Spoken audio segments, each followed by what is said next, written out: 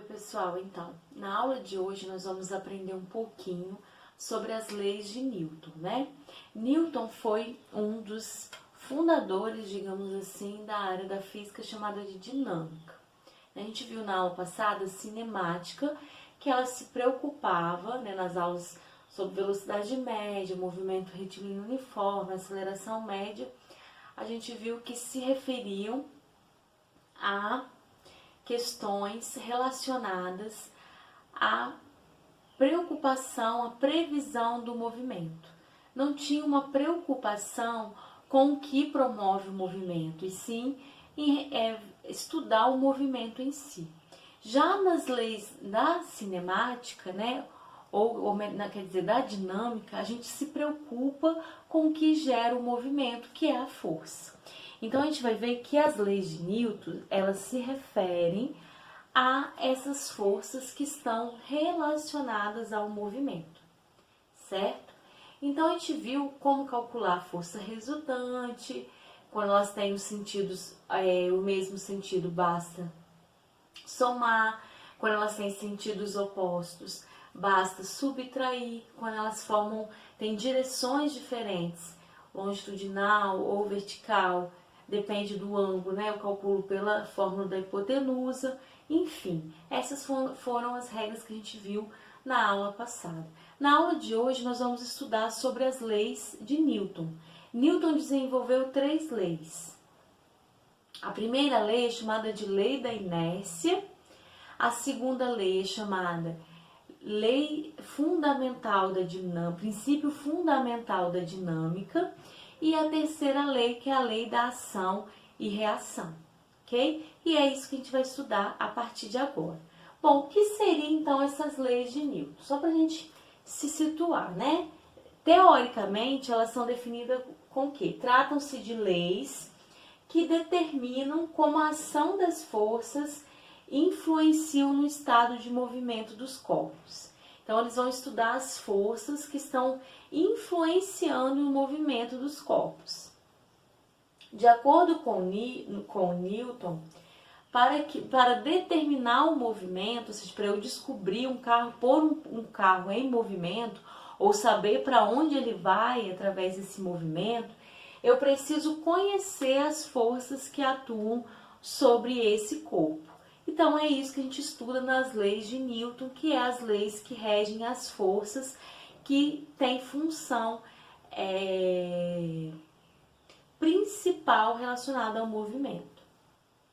A gente vai ver que a lei de Newton ela tem muita praticidade, está presente no nosso cotidiano. O próprio ato de andar, à medida que nós formos avançando o nosso conteúdo, a gente vai ver o ato de permanecermos em pé, graças à gravidade da Terra, também vai ser estudada vai seguir essas leis de Newton. Então, eu espero que vocês gostem. É um conteúdo bem legal, bem teórico, mas que tem alguns cálculozinhos que a gente precisa compreender a teoria para que a gente consiga estar aplicando esses estudos nos cálculos, tá bom? Então, vocês vão ver que são cálculos relativamente simples, mas que a gente precisa entender a teoria para estar, então, praticando, né, calculando determinadas questões relacionadas às leis de Newton. Bom, pessoal, então, como lei de Newton, Newton vai ter 3 leis principais, né? A primeira lei de Newton, que é a lei da inércia. A segunda lei de Newton, que a gente vai ver que é também chamada, né, de lei fundamental da dinâmica. E a terceira lei de Newton, que é a lei da ação e reação. Bom, o que Newton fala sobre na sua primeira lei? Na primeira lei de Newton, ele fala que todo o corpo vai continuar em seu estado de repouso ou de movimento uniforme em uma linha reta, a menos que ele seja forçado a mudar aquele estado por forças imprimidas sobre ele. Nossa Senhora, não entendi nada. O que ele quis dizer nessa primeira lei? Basicamente é o seguinte: os corpos eles tendem a permanecer em equilíbrio, né? Ou buscar o equilíbrio, a menos que uma força exerce influência sobre ele. Ou melhor, um corpo ele tende a permanecer em repouso a menos que alguma força venha e coloca ele em movimento. O que é inércia dentro da física? Né? A inércia é o equilíbrio, né? É a lei do equilíbrio. O que é o equilíbrio dentro da física? Quando a gente tem que a soma das forças, ou seja, a força resultante, ela é nula. Em qual caso eu tenho isso? Quando eu estou em repouso, quando eu estou em movimento retilíneo uniforme, ou seja, eu não vario minha velocidade e nem minha trajetória, eu estou em linha reta na mesma velocidade, a menos que uma força exerça influência sobre mim. Se eu acelero, eu estou exercendo uma força lá no meu motor que vai acelerar o meu carro. Então, isso é a primeira lei da inércia. Outra questão, né? Em repouso eu estou em inércia, eu estou em equilíbrio. O que quer dizer isso? Se alguém vier, né, e me empurrar, eu passo a estar em movimento. Por quê? Essa pessoa desenvolveu uma força sobre mim e alterou o meu estado de equilíbrio. Então, o que Newton quer dizer com essa primeira lei? Todo o corpo ele vai permanecer em repouso ou vai permanecer em movimento desde que uma força seja imposta sobre ele, né? Bom, quando as forças que atuam em direções opostas, como a gente já viu, né, tiverem a mesma intensidade, a força resultante vai ser sempre nula. Você pode estar puxando em direções opostas, em sentidos opostos, mas se a quantidade da força for no mesmo valor, a mesma intensidade, a força resultante é nula, o objeto não vai se mover, certo? Então, como exemplos práticos dessas primeiras leis de Newton, a gente teve o desenvolvimento, por exemplo, do cinto de segurança, né? Por quê? Quando eu tenho uma freada brusca, o corpo, né, o carro, por ele estar em movimento, a freada impõe uma força para ele parar o movimento, mas tudo que está dentro do carro vai continuar no movimento. Então, a pessoa tende a ser projetada para frente. Por isso, a importância de usar cinto de segurança e o desenvolvimento do cinto de segurança foi uma das práticas obtidas através do estudo da primeira lei de Newton. Outra questão, né, aqueles apoios de ônibus, né, a mesma tendência, né? A pessoa está em pé dentro do ônibus, se ele freia bruscamente, a tendência é o corpo se projetar para frente. Por quê? Os passageiros, eles vão manter a velocidade. O ônibus vai parar, mas os passageiros tendem a manter a velocidade que eles estavam. Então, até está falando aqui, ó, quando o ônibus freia, os passageiros tendem, por inércia, a prosseguir com a velocidade que tinham em relação ao solo. Assim, são tirados para frente em relação ao ônibus. Então, a primeira lei de Newton, todo o corpo tende a permanecer em repouso ou tende a permanecer em movimento, desde que uma força seja imposta para ele. Essa é a primeira lei de Newton. Bom, uma situação aqui que eu trouxe para vocês, do Garfield, né? Você é preguiçoso. Não, estou conduzindo uma experiência científica. Preguiçoso. Estou testando a primeira lei da física. Seu preguiçoso. Corpos em repouso tendem a permanecer em repouso, né? Então, se nada tira o Garfield, né, do repouso, que é o estado que ele se encontra, ou seja, ele vai ter a permanecer em repouso, né? Um segundo momento. Não mandei você movimentar um pouco hoje? O Garfield continua em repouso. Obviamente, John não está levando em conta a rotação da Terra. Por quê? Porque quando nós estamos parados na Terra, devido ao movimento da Terra, a gente está em movimento, né? Porque mesmo quando o movimento ele é uniforme, a gente tende a permanecer, a gente não sente e não distingue o estado de repouso que a gente se encontra. Então, mesmo a gente estando em movimento, devido à primeira lei de Newton, a gente não percebe a movimentação da Terra, porque ela está sempre em movimento uniforme. Agora, se vier um cometa, um raio, né, e cair sobre a Terra, a gente pode vir a sentir esse movimento, porque aí você tem uma força empregada alterando a primeira lei de Newton, que é a lei da inércia. Bom, qual que seria então a segunda lei de Newton? A segunda lei de Newton, ela é também chamada, como eu falei, lei fundamental da dinâmica. O que a segunda lei de Newton observou? Ele observou que a força imprimida sobre um corpo, ela vai ser diretamente proporcional à massa ou à aceleração do corpo. O que quer dizer isso?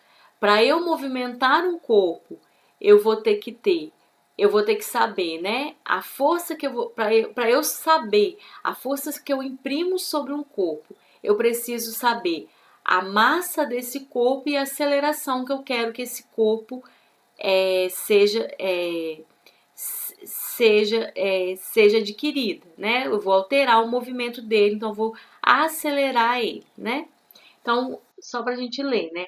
A mudança do estado de movimento de um corpo ele é proporcional à força motora imprimida por ele e é produzido na direção da linha reta na qual aquela força foi imprimida. O que quer dizer isso? Ó, F, que é a força, vai ser igual a massa vezes a aceleração. Por quê? Por exemplo, se eu tiver um corpo de 100 quilos e um corpo de 50 quilos, a força que eu vou ter que desempenhar para mover um corpo de 100 quilos é muito maior do que a força que eu preciso empenhar para movimentar um corpo de 50 quilos. Então, eu tenho essa relação.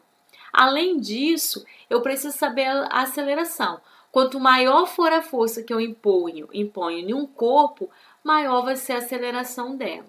Né? Então, quanto mais eu acelero o carro, maior vai ser a velocidade dele, então mais rápido ele vai andar. Quanto maior for a massa de um corpo, tudo é que a fórmula me diz. Quanto maior a massa de um corpo, maior também vai ser a força a ser aplicada para que ele se movimente, né? E para que um corpo se acelere, a força resultante tem que ser diferente de zero. Então, nesse caso aqui, eles não tendem a permanecer em inércia, eles não tendem a permanecer em equilíbrio, né? Então, para que um corpo acelere, para que ele entre em movimento, as forças atuantes têm que ser diferentes de zero, né? Porque se eu for disputar com a mesma força que outra pessoa, um carrinho de supermercado, o carrinho não vai se mover, não vai nem para mim nem para ela. Né? Então, as forças resultantes, elas têm que ser mais diferentes de zero, tá bem? Então, essa é a segunda lei de Newton. Aqui só para a gente entender, né? A massa e a aceleração, elas são grandezas inversamente proporcionais, ou seja, quanto maior a massa, menor vai ser a aceleração. Porém, a força vai ser diretamente proporcional. Ó, a gente tem essa caixa aqui, ó, a força que a mão exerce acelera a caixa. Né? Então, se eu empurro essa caixa, a mão vai exercer uma força sobre essa caixa. 2 vezes a força produz uma aceleração 2 vezes maior. Já a massa, ó, a mesma força sobre uma massa 2 vezes maior causa metade da aceleração. Lógico, se eu tenho uma caixa, eu vou empurrar ela com uma força X. A aceleração vai ser X. Se eu empurro ela com uma força 2 vezes maior, por exemplo, de 8, primeiramente eu empurrei ela com uma força de 4 newtons. Se eu empurrar ela com uma força de 8 newtons, a força vai ser 2 vezes maior e a aceleração também. Porém, se eu coloco 2 caixas, se eu aumento a massa dessa caixa, a aceleração vai ser dividida, né? Então, ela vai ser menor do que o peso das 2 caixas. 2 vezes a força sobre uma massa, 2 vezes maior, produz a mesma aceleração original. Sobre uma massa 3 vezes maior, causa 1/3 da aceleração original. O que isso quer dizer? Quanto maior o peso, menor vai ser a aceleração que uma determinada força é empregada sobre ela, tá bom? Então, por exemplo, se eu tenho uma força de 8 newtons, para empurrar uma caixa de 100 quilos, ela vai ter uma aceleração x. Agora, se eu tenho uma força de 8 newtons em uma caixa de 200x, a aceleração vai ser muito menor do que a primeira. É isso que essa situação está tentando dizer, bem? Bem, como a gente estava conversando, a segunda lei de Newton, ela é a lei que define, né, que a força aplicada sobre um objeto, ela é diretamente proporcional à massa desse objeto e à aceleração desse objeto. Por quê? Porque quanto maior a massa, maior vai ser a força que eu preciso impor para que esse objeto ande. Quanto maior a aceleração que eu desejo no movimento, maior também vai ser a força que eu devo empregar nesse movimento. Por isso Newton definiu, né, que a força ela vai ser igual a massa vezes a aceleração que eu quero. E por isso ela é chamada de lei fundamental da dinâmica. Porque a gente vai ver que a partir dessa simples fórmula eu consigo responder várias questões relacionadas à praticidade das leis de Newton. Bem? Então, como exemplo resolvido que eu trouxe para vocês, a gente tem um bem simples. Ó, qual será o módulo da força resultante? Então, ele quer saber o F, né? Ele quer saber F, ele quer saber a força resultante de um corpo com massa de 10 quilos. Com um corpo de massa de 10 kg, que se move em linha reta com aceleração constante de 5 metros por segundo ao quadrado. Então, basta simplesmente jogar na fórmula. F vai ser igual a massa vezes a aceleração. F vai ser igual a massa, que é 10, vezes a aceleração, que é 5. A força vai ser igual a 50 newton. Lembrando que a unidade de força é definida por newton, tá bem? Então, são cálculos relativamente simples e que permite a gente calcular a força resultante quando eu não tenho os vetores atuantes sobre um determinado corpo. Aí você não fala assim, mas por que eu uso isso? Tem várias utilidades, né? Como eu falei, guinchos, depende dessa lei de Newton, transporte de mercadorias, todos motores de carro, né? Arranques, precisam, a gente precisa estar entendendo, né? Eles foram sendo desenvolvidos a partir dessas leis físicas, a partir do conhecimento dessas leis físicas, ok? Então tem muita aplicabilidade. Bem, pessoal, aqui só para a gente ver na prática, né, a segunda lei de Newton, que é aquela que ele desenvolve a fórmula força igual a massa vezes aceleração. Então, vamos lá. Qual será o módulo da força resultante em um corpo com massa igual a 10 kg, que se move em linha reta e com aceleração de 5 metros por segundo ao quadrado? Então, mais uma vez, né? F é igual a m vezes A. F vai ser igual a 10 vezes 5, que é igual a 50 newtons. Então, são cálculos relativamente simples, mas como eu falei com vocês, a gente primeiro tem que entender a teoria para a gente, então, estar jogando nos cálculos, porque aí eles se tornam simples, tá bem? Bom, e a terceira lei, que é chamada lei da ação e reação. O que quer dizer essa lei? Quando existem dois corpos, um exercendo uma força sobre o outro também irá exercer uma força na mesma direção, da mesma intensidade, mas em sentidos contrários sobre o outro corpo, né? Então aqui, por exemplo, né? É uma luta de boxe, um boxeador dá um soco no outro boxeador. O que acontece ali? O soco, então a força que ele deu na cara do outro boxeador, o soco exerceu uma ação na cara. Então, a ação foi na cara do boxeador. A reação vai ser aonde? No rosto vai ser na mão dele. Por isso que quando a gente soca alguma coisa, a gente soca uma parede ou mesmo uma pessoa, a mão tende a doer. Porque a mesma força que eu vou dar, né, o soco, eu vou ter uma reação, né, na minha mão, que vai ter a mesma intensidade. Então, quanto mais forte eu bater, mais forte vai ser a reação, vai ter a mesma intensidade, a mesma direção, porém em sentidos contrários.